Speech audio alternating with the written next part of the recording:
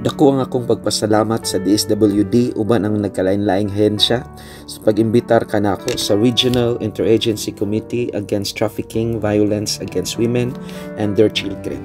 Tinuod gyud nga usa ka dakong hagit isip kita sulugoon diya sa gobyerno ang pag-atiman sa atong kaugalingon batok sa mga pagsuway sa kinabuhi para mahimo tag epektibo sa pagatubang sa atong kanagkalain-laing kliyente.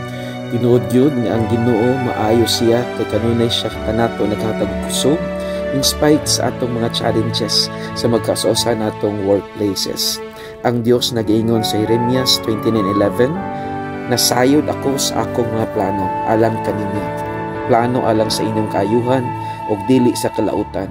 Plano sa paghatag kaninyong paglaom ug maayong kaugmaon." Ang Dios magagiya kanatong tanan ug salamat sa inyong participation na nahuman kini nga topic nga malampuson kita nga nagkaroon o pagtulunan batok sa stress nga kanunay natong giatubang. Tinuod gyud nga ang tanang sulugon sa gobyerno usa kita kaalagad diha sa Dios nga nagatubang sa atong mga clients matag adlaw.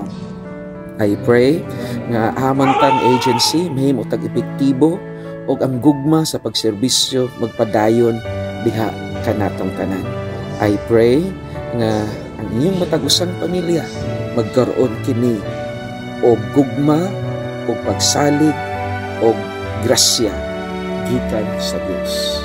Maayo ang Dios.